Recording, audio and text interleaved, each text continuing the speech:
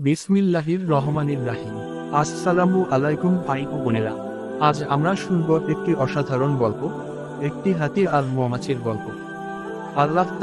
আল্লাহ আমাদের চারপাশে যে সৃষ্টি ছড়িয়ে দিয়েছেন, তার প্রতিটি জীবের মাঝে রয়েছে তার অপার ক্ষমতার নিদর্শন। এই গল্পে আমরা দেখব কিভাবে ছোট্ট মৌমাছি একটি বিরাট হাতিকে শিক্ষা দিল এবং কিভাবে আল্লাহর রহমত উদ্ধারে এলো। এক গ্রামের কাছে জঙ্গলে বাস করত একটি বড় হাতি। সে ছিল শক্তিশালী, গর্বিত। একদিন সে গ্রামের কাছে এসে ফসলের মাঠে ঢুকে পড়ল। গাছপালা ভেঙে ফসল নষ্ট করে সে নিজের শক্তি দেখাতে লাগলো। গ্রামবাসীরা ভয় কিছুই করতে পারছিল না, কিন্তু আল্লাহর সৃষ্টিতে ভারসাম্য আছে। হঠাৎ একঝাঁক মৌমাছি এসে হাতিটির উপর আক্রমণ করল। ছোট ছোট মৌমাছি, যারা মধু দিয়ে আমাদের জীবন মধুর করে, তারা তাদের ছোট্ট ফুল দিয়ে হাতিকে আঘাত করতে লাগলো। হাতিটি প্রথমে তাচ্ছিল্য করল, কিন্তু মৌমাছির সংখ্যা বাড়তে থাকলো। তার কানে, চোখের কাছে, নাকে সর্বত্র হুলের আঘাত। হাতিটি যন্ত্রণায় ছটফট করতে লাগলো। সে দৌড়াতে চাইল, কিন্তু পারল না।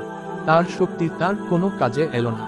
সেই নিরুপায় হয়ে আল্লাহর কাছে সাহায্য চাইল একদল স্বেচ্ছাসেবক, যাদের কাজ পশু পাখিদের উদ্ধার করা, তাদের সহযোগিতা করা, চিকিৎসা করা। তারা এগিয়ে এলো এবং হাতিটিকে প্লেনের মাধ্যমে নিরাপদ জায়গাতে নিয়ে গেল।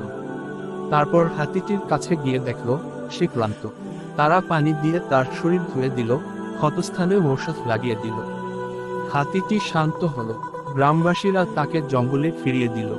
এই ঘটনা থেকে আমরা শিখি, আল্লাহ যাকে শক্তি দিয়েছেন, তাকে গর্ব করতে নয়, বরং সেই শক্তি মানুষের কল্যাণে ব্যবহার করতে বলেছেন। আর যারা দুর্বল মনে হয়, তারাও আল্লাহর ক্ষমতার অংশ। সুবহানাল্লাহ। আমাদের সবার উচিত দয়া ও রহমতের পথে চলা। আল্লাহ আমাদের এই গল্প থেকে শিক্ষা নেওয়ার তৌফিক দিন।